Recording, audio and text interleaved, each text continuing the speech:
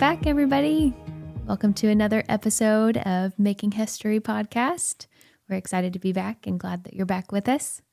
Ooh. I'm Katie, for those of you who haven't watched yet And or I'm Brian. listened. And we are the Hesses. Yeah. How's this week been? It's been a little weird. Yeah. So the girls have been out of town with your parents for a couple days. Yeah. So we've just been home. Just a couple Kind of of doing... childless Yeah. married people. Feels very weird. It does feel very weird. I think you said this is like the first time that we've ever been home for like an extended amount of time without Right. our kids here. Because you and I try to go, once a year, we try to go away somewhere, usually Florida, Yeah. and do like a kid-free vacation Right. once Yep. a year, just a couple days. And that always feels a little bit weird. Yeah. But you're right, it was extra weird just being home. Yeah. And I remember the first night, or the morning after the first night, you had mentioned that like you woke up in the middle of the night and it was just quiet, and you were like, is the baby monitor turned off? Yep. It's like, oh no, what if they're awake and I've missed something? But then I was like, oh no, actually they're not here. Right. Yeah. It just feels like, which I always feel like I don't know if you feel quite this to the same extent, but as a mom, and I've heard other moms say this, that like when you don't have your kids with you, it kind of feels like a part of your body is missing, especially when they're young, just because they're constantly in need of something Right. from me. So I'm like, ooh, I feel like I'm doing something wrong because I'm not doing anything. Right. Yeah. And like, yeah, just remembering how to fully rest, which, you know, we've gotten a lot done the past couple days, Right. but we've also taken some time to just rest, especially The first day, we The didn't first do day. anything productive at home. We were out all day. Right. Yes. We had several stores that we wanted to go to. Yeah. And it was so easy. So easy. We went and just saw a movie in the middle of the day. Yeah. I Who don't knew remember you could do that? the last time we ever did something like that. No, I feel like every time when we like run errands, I feel like going to two places takes like all day. Yeah. But we went to like 6 different places, Yeah. or like a lot. Maybe not 6, but it was more than 2. Yeah. And we did it in just a few short hours. It's like, oh, we still have time to do other things other than just run errands. Yeah. It was mind blowing. It was great. Yep. And we've gotten a couple projects around the house done too, which has been good. Yeah. So we've got 2 weeks until due date. Woohoo. Woo. And so now all of my random nesting demands are settling in. Cleaning out the closet, super necessary for a baby to come. Literally just finished weeding the front flower bed. I don't really even know why the things that feel necessary do, but it's always entertaining to see what pops into my brain that I'm like, that needs to be done Right. before the baby comes. Yeah. But yeah. It's been good, but we'll have them back tomorrow. And Yeah. it'll be good to have them back. I do miss them. Mm-hmm. Yeah. It's always that like you miss them, but at the same time, you're happy to have a break. Yeah. You want your kids to go away, and then as soon as they do, you want them back. Right. When they're around, it's like, I wish you'd go somewhere. Yeah. Leave me alone for a few minutes. Yep. Oh, so funny. Okay. Should we get down to business? Let's do it. Okay. Last episode, we ended just mentioning that we were going to talk about the difference between requiring and demanding. Right. And I think before we go there, let's do a very brief recap on some of the content we've covered so far. So I think there are always things that parents want or hope to see their kids become, right? We've talked about how kids are very immature naturally. They're meant to be. And part of our responsibility is raising them, you know, with a sense of who we want them to become. And, you know, I think for most parents, they want their kids to be respectful and kind, and they want their kids to be, hopefully responsible Right. and obedient. And those are all good things. But a few weeks ago, we mentioned that the existence of all of those things is predicated on the existence of freedom. Mm-hmm. So I think that sort of the ground floor, if our pursuit is to help our kids become those things, Mm-hmm. I think the ground floor is an understanding that if we're going to raise kids to be respectful and obedient and whatever it is, we have to understand that it's not our job to force them to be any of those things. Yeah. Again, because that is an attempt to eliminate the freedom that actually makes those things possible, Right. right? Yep. So the ground floor is an understanding that our kids were born into freedom and that it's not our job to make them or force them to become any of those things, but to model them Mm-hmm. and to help them understand the value of respect, the value of love, the value of obedience. Mm-hmm. And in teaching and instilling a value for those things, we trust that in the long term, if our kids have caught a value for whatever it is we want to instill in them, Mm-hmm. that they will freely choose to be that. Right. Yeah, because how often is it that somebody, like when you try to force somebody to be something, Right. maybe you'll get a temporary yes Mm-hmm. of like, okay, you know what, fine, I'll do it for now. But it almost never sticks. Right. And so when you're able to choose to do something or to be something on your own terms, Mm-hmm. even if the idea was put there by somebody else, which really all of those ideas, Right. all of the ideas that we have Mm-hmm. are inspired from somewhere. Right. So even, when it comes from somebody else, when you choose to do it yourself, you're way more self-motivated to continue being that, Mm-hmm. whatever the thing is, whether it's kind or Yeah. gentle or disciplined or, Mhm. any of those character attributes. When you choose it yourself, it's going to be way more long lasting and way more impactful on you as an individual. Right. So our kids, when they're able to choose to be something, Mm-hmm. they're like, oh, I'm doing this for me. I'm not doing it because I feel like I'm stuck and I have to, because I feel like that almost could send them into like a fight or flight. Like, okay, I'm going to do this just so I Sure. can just get out of this situation. Right. But when they have the freedom, like you said, to choose, everything in them is calm and they just get to decide, like, this is who I want to be. Right. Yeah. And I think that's really good. And it is helping them understand that, and this is part of learning to cast a vision for your life.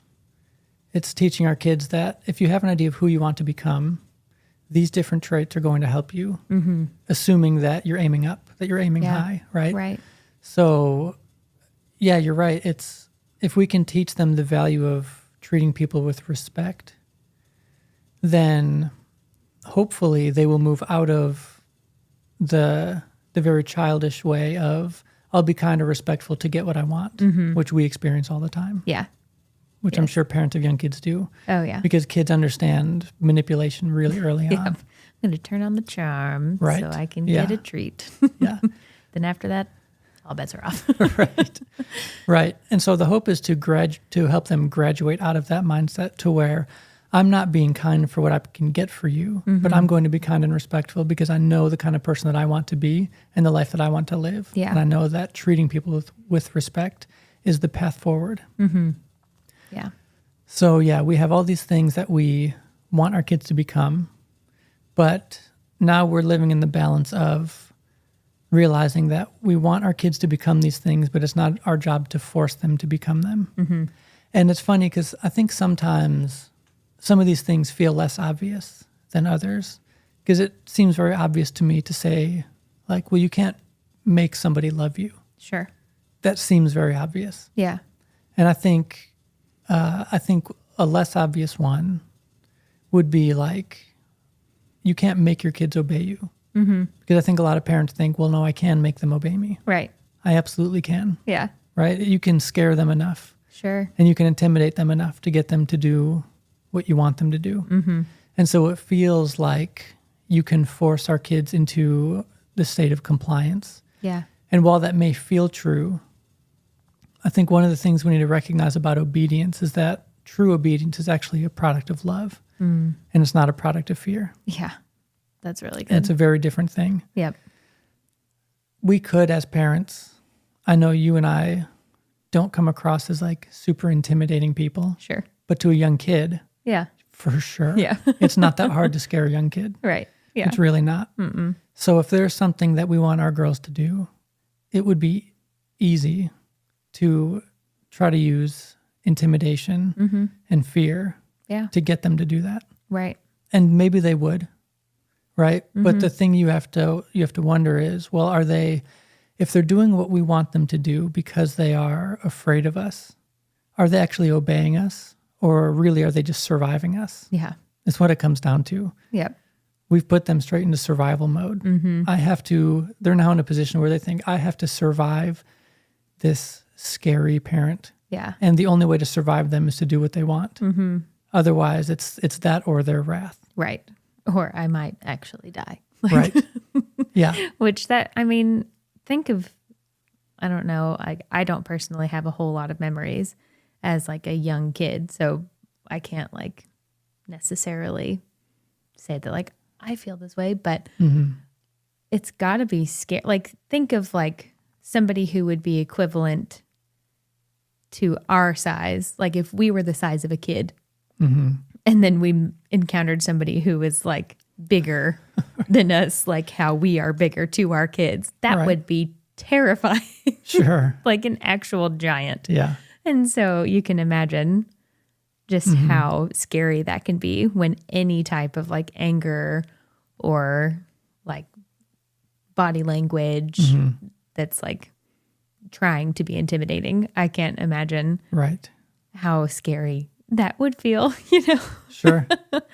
Yeah. And unfortunately for kids who are raised in that environment, they probably get a little desensitized to it, Yeah, that's true. to where it just becomes normal.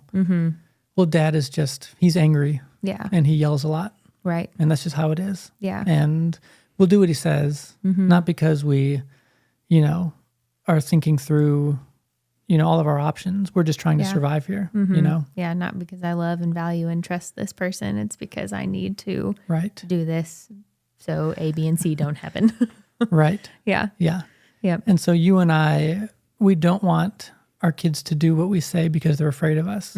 We want them to do what we ask of them because they have learned to trust that we would only ask of them what we thought was best for them. Yeah. So, and this comes into the difference between demanding and requiring. Now, I wouldn't want anybody listening to think that with our whole thing on like choices, like we give options, we don't demand, we don't control, Sure. we let our kids experience and live in the free will that they were born into. I don't want anybody to confuse that with us being passive, No. like anything goes, Yeah. because that's absolutely not the case. Definitely not. And so we have been trying to strike this balance where, yes, our kids are free to make the choices they'll make. That could be obedience. It could be disobedience. It could be respect. It could be disrespect. Yeah. They're free to make the choice they want, but we as parents are going to let them experience the consequences of whatever they choose. Right. So we'll put it this way. We don't demand that our kids are respectful because they don't have to be. Yeah. They are very able to choose whether they're going to be Yes. kind in the way that they Yeah. ask for things or Yeah. super rude and, Yep. Yeah. And for any parent who has a kid who has ever asked for something disrespectfully or treated their parent disrespectfully, Yeah. then you know that your kid doesn't have to be respectful. Yep. Because if they've done it once, they've proven that they can be disrespectful if they Yep. want to. So what you and I say is, you don't have to be respectful, but if there's something you want from us, your best shot is respect. Yeah. So let's say Nora wants something. And the funny thing is that pretty much everything in the house is ours. Yep. So the food and the snacks and the treats are ours. The Wi-Fi is ours. The Xbox is ours. The iPad is ours. The running water is ours. The running water. The electricity is Right. ours. So on one hand, yes, because they're our kids, what we have in a sense is theirs. Yeah. Not in the same sense that it's ours though. Right. Like I think as far as I'm concerned, like if whatever resources we have, that is something that's available for our kids. Mm-hmm. Right. But again, if Nora wants ice cream and Yeah. she comes at us with some kind of disrespectful tone, demanding, that's just not going to end in ice cream for her. Right. Yeah. So, Not going to go well. right. If you want to play on the iPad and you've had an attitude and you've been really disrespectful, Mm-hmm. I'm not going to tell you can't be disrespectful because you can, but that's just not going to end with you playing on the iPad. Right. Your access to these things Right. is going to be cut off. Right. Yeah. Yep. One of the ways we've put it is, I don't think we've ever actually said this to the kids, but the disrespect train doesn't stop in Ice Cream Town. Yep. And that's the way I think of it. Like, you're riding this disrespect train. You are welcome to ride that as long as you want. Yeah. But I'm going to be sure to let you know that that's not going to end at any of the stops that you're hoping it will end. Mm-hmm. Yep. It's just not going to. Right. If you're having a good time acting like that, keep going. Yeah. See, Mm-hmm. I don't know where your destination is. Probably eventually your room Right. Yeah. or away from me Right. somewhere, until you're ready to be kind Yeah. and ask in a way that we have taught you Mm-hmm. and shown you and demonstrated for you. Mm-hmm. Because that is one thing and we may get to this a little bit more, but that is one thing that is required in this whole requiring versus demanding Mm-hmm. is if we as parents require something, we better be willing to do it ourselves. Right. So Yeah. you cannot expect to speak super disrespectfully and be really impatient Mm-hmm. and really whiny with your kids Right. and then expect them to return respect and honor and love. Like Yep. that's just not, Mm-hmm. it's not fair. It's not a fair scenario because you are demonstrating all these things that are completely opposite to what you are wanting to come out of your child. And I think we've mentioned this in past weeks in Yeah. different topics, but really everything in parenting, you have to be ready to do yourself if you want your kid to do it. Right. And that's the best way, for most kids Yeah. to learn is by seeing it modeled and lived out and consistently lived out, not just like sporadically, like every now and then mom's nice to me. Mm-hmm. It's like, oh no, even when I'm being disrespectful, mom comes back with a kind voice Mm-hmm. and a gentle tone and respectful language. Mm-hmm. So like seeing that modeled and lived out is such a vital part Right. in this as well. Mm-hmm. Yeah. Yeah. It is funny how often we expect our kids to do or be something that we're unwilling or unable to do. And it's so funny if that ever comes up in a conversation with other parents, I have no sympathy. Yeah. Like, I don't have like I get Yeah. your kids are acting that way, but so are you. Right. So Yep. like, I don't really know what you expect Mm-hmm. from, Yeah. because parenting is probably the most like inbuilt natural form of discipleship that we have. Mm-hmm. Yeah. And so, like, as parents, we are responsible for discipling our kids. And I think that's not even just true because, like, we're Christians. Right. I think that's just like, if you're a parent, you are raising your kids Mm-hmm. in your home with your values, Yep. with the culture you've built. Right. And that's going to become the foundation Mm-hmm. for them. Yep. I don't care what you believe. Right. You could be a Christian, you could be an atheist, you could be whatever. Yeah. And so yeah, whatever we have become, I think that is a pretty fair standard to hold our kids to. Mm-hmm. Yeah. And I guess probably in like in a non-believer's home, you could word it like influence rather than like discipleship. Sure. You may not be like intentionally discipling somebody because I feel like that is pretty like Christianese, Yeah, it is. but which is not a bad thing, but just to make it more Yeah. And easy to grasp. yeah. And I don't want to go off on this tangent any further, but another way to think about discipleship is that it's apprenticeship is really what it means. Yeah. Yep. So our kids are like little apprentices where they're watching everything we do, and their natural inclination is to imitate what we do. So, yeah, coming back to the topic at hand, another reason I think it's really important that we learn to require our kids to do certain things rather than demanding, is that ultimately we want to raise kids who know how to think, who know how to make decisions for themselves. Because for every parent raising kids, the future is that your kids are going to become adults. That's going to happen. Right. That's coming. Yep. So the question is, what kind of adults do you want to be? Do you want to send out into the world? And we want to send out kids or send out adults eventually, who know how to think for themselves and who know how to make decisions based on the outcomes that they're looking for. Right. And the future that they're looking for. Not just because we don't want to send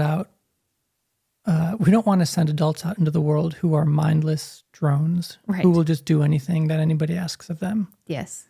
That, and we also don't want to send out adults who are just making decisions on a whim.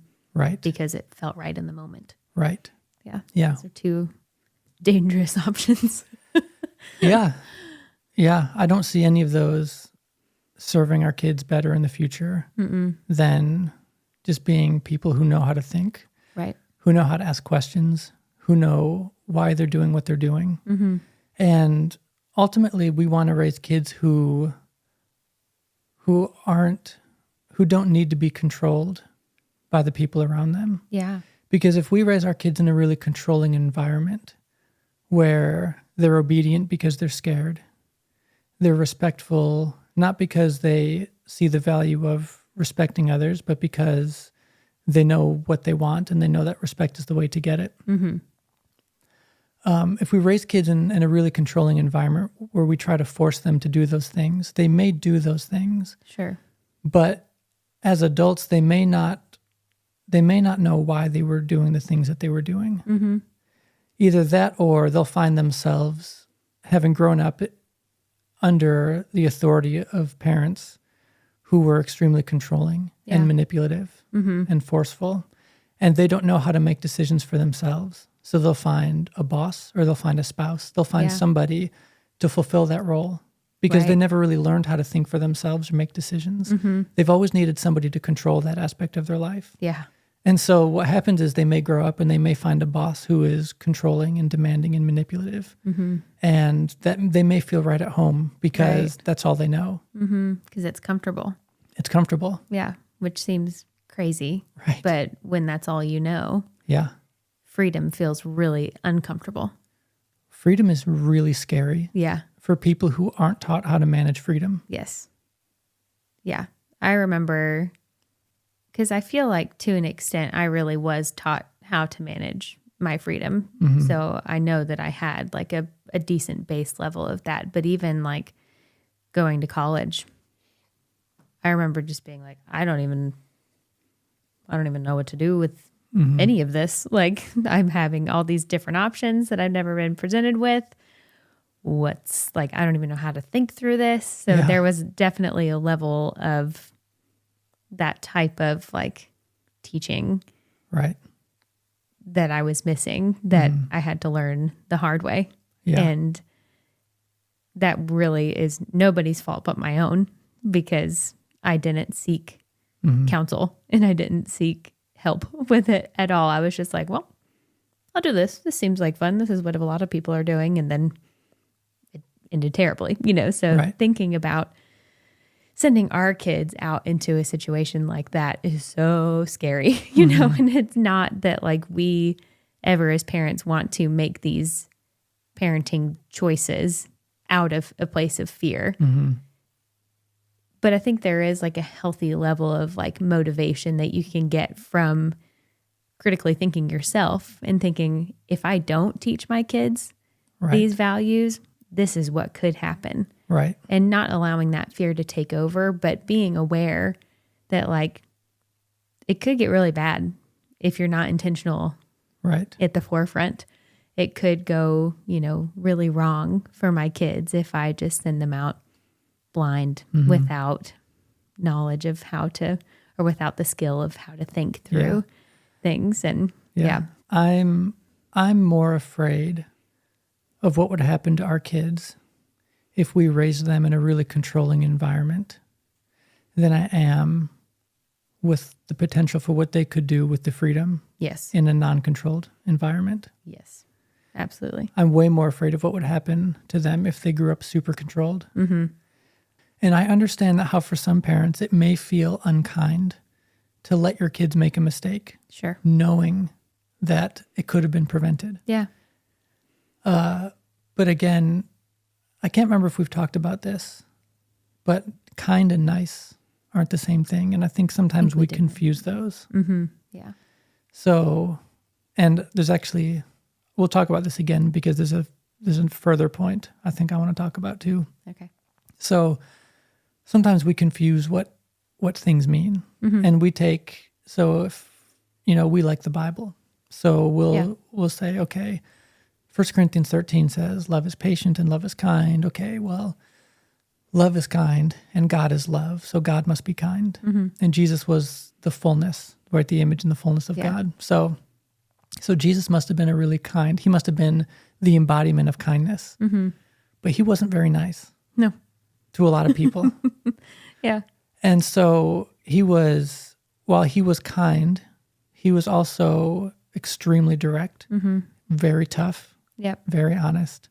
And I think think about some of the times that Jesus was not very nice. Mm-hmm. He was brutal to the Pharisees, Yeah. brutal. Mm-hmm. He withheld nothing Right. from them, Yeah. from what he thought needed to be heard. Yep. There was a Gentile woman that he called a dog. Mm-hmm. There was a time in the temple Right. where he flipped all the tables and chased everybody out with whips. Yep. Nice guys don't chase Terrifying. people with whips. They just don't. So I think we have to understand, okay, Jesus was kind, but in those moments he wasn't nice. Yeah. I think that he had determined in those moments, he did what he thought needed to be done, Mm-hmm. because it would have been unkind to let people continue on the way they were going without correction, without rebuke. Mm-hmm. Right. So for Jesus, he saw people buying and selling in the temple. Mm-hmm. So he comes in and he's like, I have two options. I can be the nice guy, Sure. the passive, The pushover. kind of honestly what I feel like the church has tried to turn men into. Kind of like a very like a nice kind of khaki vanilla passive, right? Yeah. Not very, Yes. and so he's probably thinking, okay, well I could do that. I could be very passive, and if I could be the nice guy and like, oh guys, this isn't what, probably the best thing we should do. I don't know. Right. Just a thought. Or he thinks I could let people know how devastating this is. Yeah. And Big statement. right. And it was his kindness to reveal to people that what you're doing is not okay. Yeah. This isn't good. This isn't right. Yep. And you need to know. Right. And I'm going to show you. Yes. I think if kindness was being nice, it would never actually lead us to repentance. Sure. If it That's was great. always being nice That's great. and being the one who doesn't cause problems, like, Yeah. I'm just going to let you guys do what you're doing, Right. even though I know it's not right. I think nobody would ever feel the need to repent, Right. because even if Jesus still was speaking in the temples and presenting all these ideas and messages, if he doesn't live it out, who cares? Right. So why would I change the way that I'm living if he's he's saying all these things and I hear that, but also he's still letting me do it. Mm-hmm. So I think I'm going to keep doing what I want to do. Yeah. So yeah, So no need for repentance. yeah, nice isn't a fruit of the Spirit. Mm-hmm. The Bible doesn't say that love is nice. Yeah. And you're right. The Bible says that the kindness of God leads people to repentance, meaning that it is his kindness to teach us how to think Yeah. in a better way than we're currently thinking. Yep. And so one of the differences between being kind and being nice is that a person who's kind won't withhold correction Right. when it's necessary. Mm-hmm. It doesn't feel nice. Mm-hmm. It doesn't feel nice to tell our kids when they're doing whatever it is that obviously needs correction. Sure. But it's very kind, Yep. because it would be unkind of us to let our kids go on and grow up knowing that they're doing something that is going to affect them negatively Yeah. at some point in their life. Yep. that wouldn't be kind. And so the kindness is to bring correction and to help them understand, hey, this thing that you're doing, this isn't good. Yeah, this is not going to go well for you. Yeah. And this, maybe people listening will disagree with this, but a conversation you and I have had with Nora, especially because Izzy's 3. So, you know. We're not quite there yet. Yeah. Conversationally, there's only so far we can go. Yeah. But Nora's like talking to an 18-year-old. So we'll tell her like, hey, when you grow up, do you want to have friends? Do you want to have people who enjoy being around you? Do you want to, it's like, okay, if you want to grow up and you want to have friends, you want to be a person who's fun to be around, who's easy to be around, who people want to be around, you're going to have to stop doing these things because that's going to drive people away. Yep.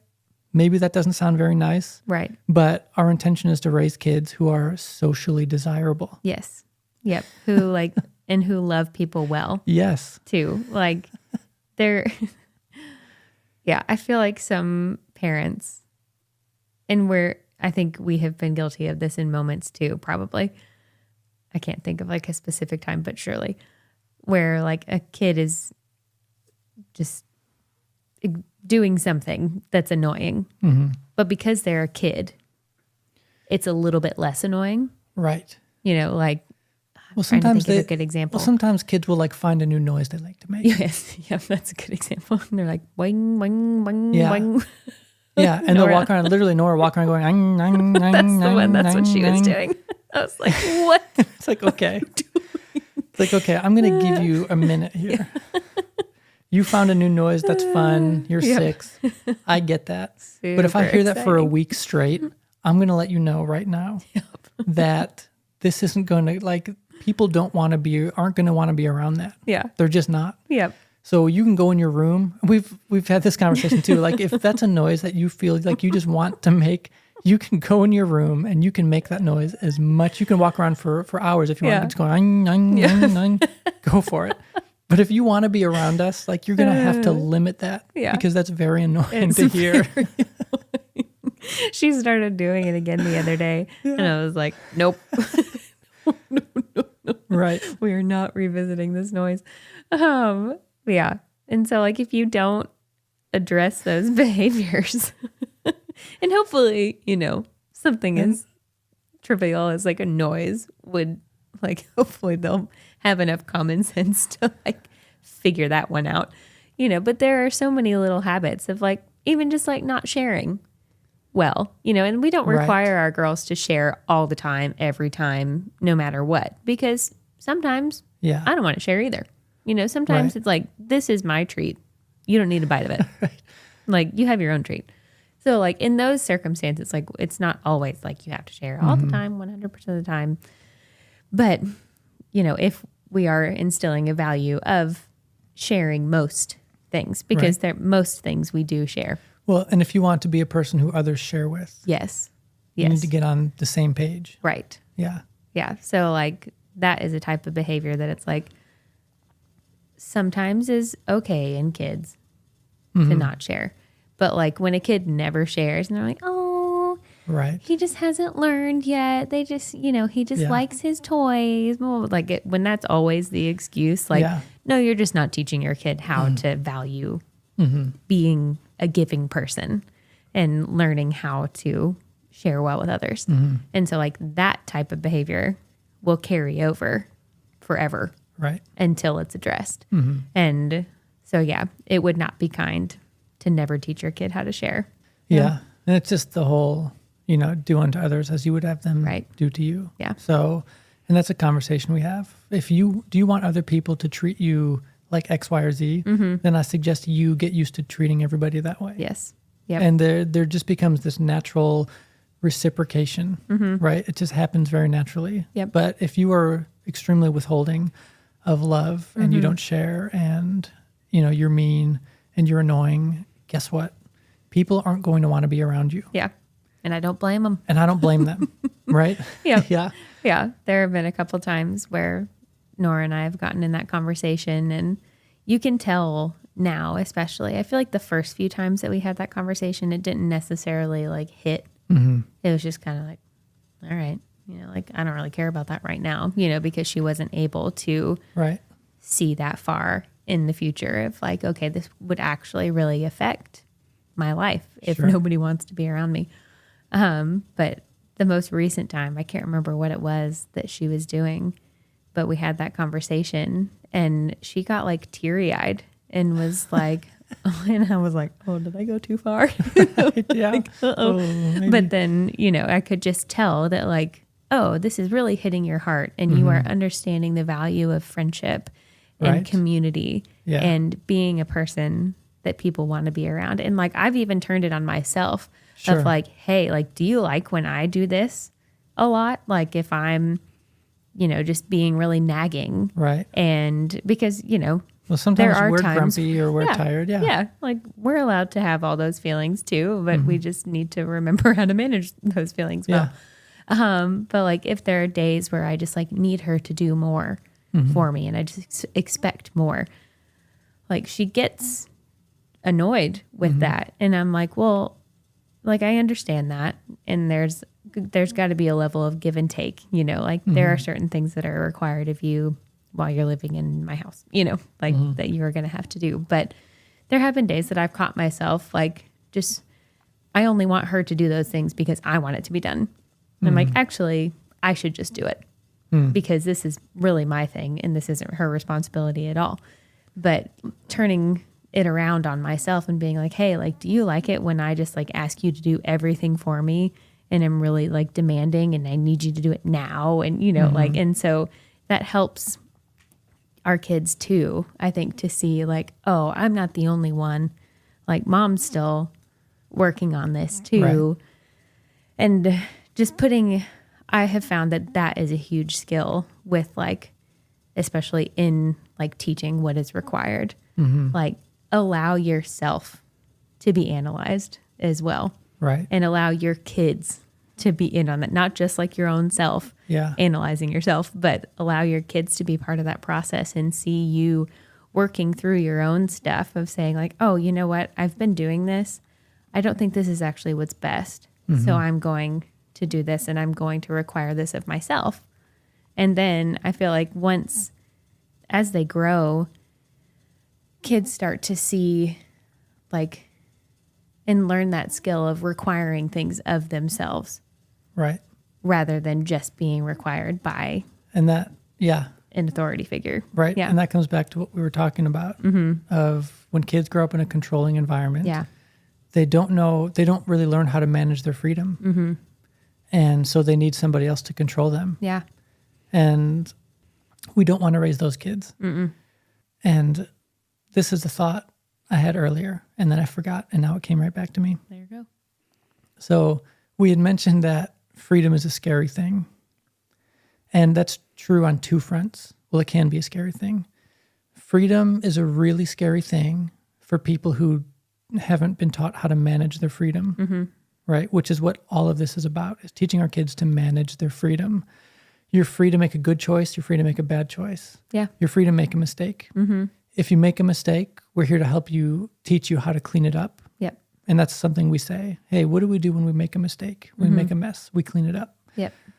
I find that it's a bigger problem for people who make mistakes but never learned how to clean them up than it is for people who to just make a mistake. Yeah. Right? Because mistakes are going to happen. We're all going to make some bad choices to varying degrees. That doesn't really bother me. That becomes a much bigger problem if you never were taught that, hey, you made a mess, like you need to clean it up. Yep. And with kids, the messes we're talking about are like, oh, Izzy spilled her smoothie on the rug, or she spilled her cereal on the table. Yep. But as an adult, the messes we make are, oh, we have really dysfunctional relationships, and we've made a mess of things at work, and things with your boyfriend or girlfriend are a disaster, and you're very dysfunctional in your relationships. That's a different kind of mess, Right. And again, one that we hope in these early stages our kids will understand. Hey, when we make a mistake or make a mess, we clean it up, and then that will carry through for the rest of their lives. Yeah. So freedom is scary for people who haven't learned how to manage it. But freedom can also be really scary for the parent of a kid who knows that they have the potential to do disastrous things. Kids are so destructive. Yep. And so, and I think that's why, I think at the end of the day, that is probably the most likely reason for why parents try to create a controlling environment where they eliminate the potential for mistakes. Yeah. Because they're afraid of the freedom that their kids have.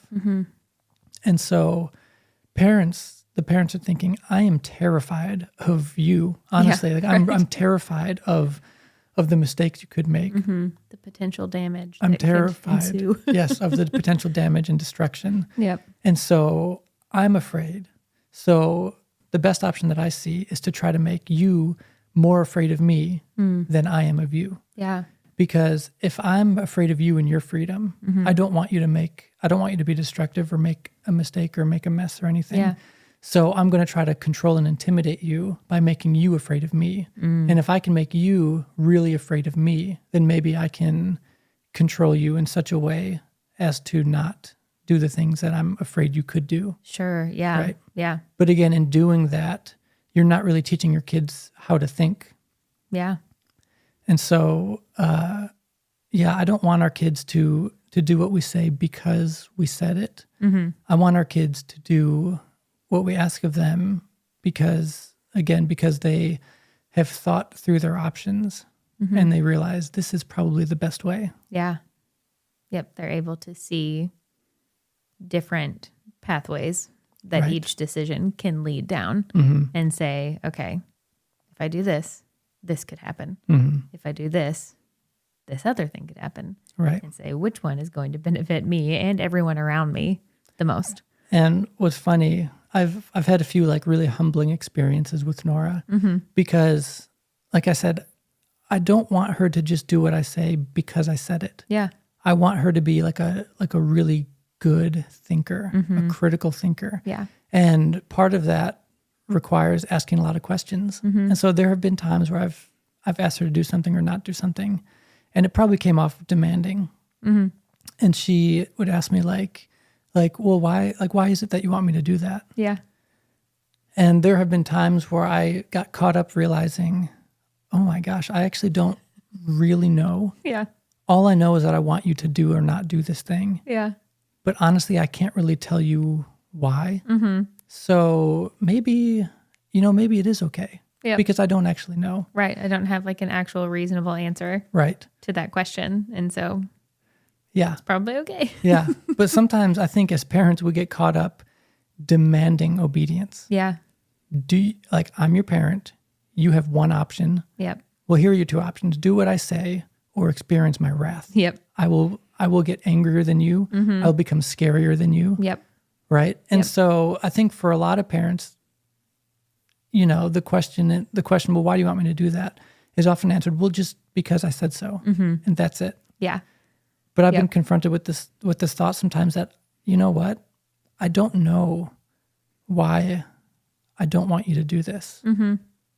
Maybe it's not as bad as I initially thought. Right. Or maybe, I don't know. Yep. I guess I don't know. Yep. And so I've had those conversations with Nora, who's 6, and she understands, and I'm trying to teach her too, like it's important to think through what we do. Yeah. Because she may end up working for a boss sometime, have a boss that would ask her to do something questionable Yeah. or unethical. And I want her to be free thinking enough and enough of a critical thinker to say, I get you're asking this of me, Yeah. but can you help me understand why? Yep. Help me understand why we're doing this, Yes. Yep. Yeah. We don't want to be because I said so parents. Nobody likes that answer. Nobody. Well, I think most of the time that probably is because parents don't really know. Yeah. All they know is that I should be the one, like you should just do what I say. Yep. I want you to do that because that was the thought that popped in my head. And so do it Right. or else. Yeah. And I think it's important too to mention with that question, because some people would see Nora coming back and asking, well, why do you want me to do that? Right. As disrespectful. Sure. Or as, just being a rude kid, well, why?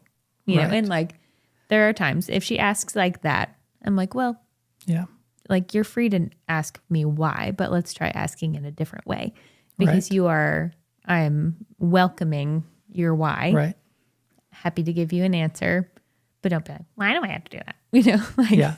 Well, sometimes you can tell when she's asking why because she's actually inquisitive. Yes. Or sometimes it's just this like instinctual response where I can tell she didn't think even for a second. Yep. She just blurted out why. And so oftentimes then I'll say, well, why do you think? Yep. And I'll say yes, that's good. And I'll kind of put it back. Well, why do you think I might not want you to, to jump off the top of the stairs? Yep. Why do let's think through this. What do you think could happen? Yeah. Yeah. So like as parents, when we're inviting our kids into this skill of critical thinking, you better be ready for the why question to come up and be available for the why do I need to do this? Right. And not shut it down. Because like you said, I feel like that is turning it back on them, on the kid, and being like, well, why do you think? Yeah. It's not shutting them down, but it's putting the responsibility back on them to be able to use that skill of like, okay, use your critical thinker. Yeah. Use your brain and think about why this isn't a good idea or this is a good idea. But there are going to be plenty of times where like we as parents are responsible because we've invited our kids into this really important learned skill of critically thinking that like we have to give them the answer. Yeah. Or we need to give them the answer. We don't have to. We need to. And that will benefit them and us in the long run, because every time they're presented with the reasoning behind a request, I think that would help them to hone that skill in even more themselves. Wouldn't you think of like, okay, well, here's a reason. And then maybe that'll kind of start their brain thinking of other different reasons that it could be. And then their brain is firing in all sorts of different ways, thinking of, the motivation behind requests and things. Yeah. We like to, by putting it back on them too, we're inviting them into the process, inviting them into, just the process of thinking through what's going on. Let's examine the situation. Yeah. Because there are times where we will say, hey, Nora, please don't do that. And she'll want to know why. Yep. And then it's like, all right, let's slow down here enough to examine the situation. What is it you're wanting to do that we're wanting you to not do? Yep.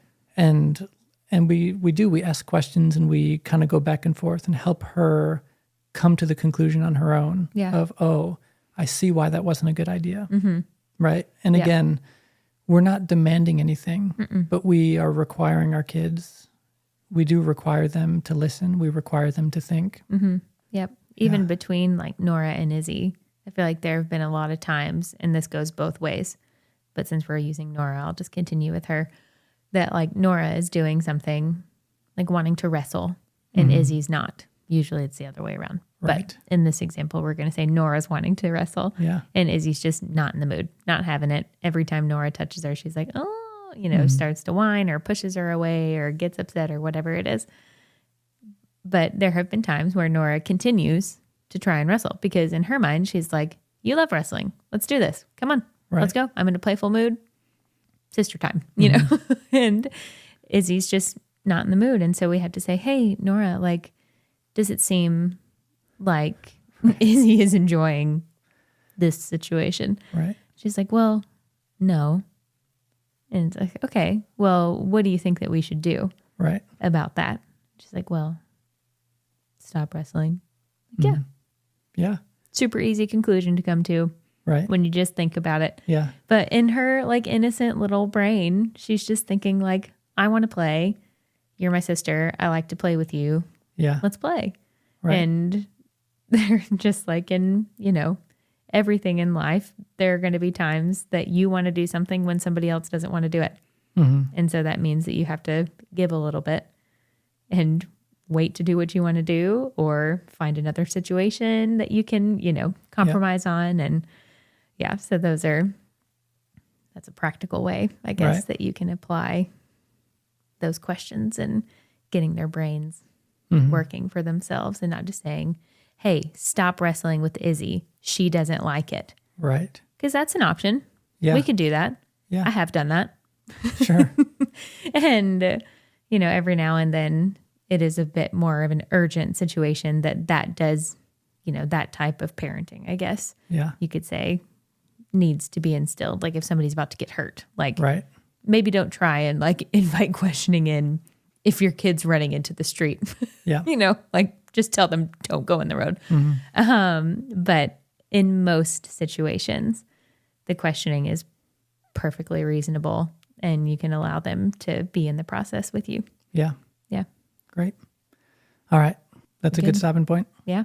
Cool. Yeah. I think the question I would ask to our listeners is think through what it is that you actually require of your kids. Do you require that they treat you respectfully? Do you require that they listen? Do you require that they think? And I think one of the ways to gauge that is, are your kids able to get what they want through disrespect? And I think if the answer to that is yes, then you're not yet requiring respect of them. So just consider what it would look like to start requiring what it is that you want to require from your kids. And then also ask the question, are you modeling the same behavior that you're expecting? Mm-hmm. So I think those are just some good things to think about. Yeah, absolutely. Okay. Well, that's it. So thank you for listening and thank you for watching, and we will see you next time.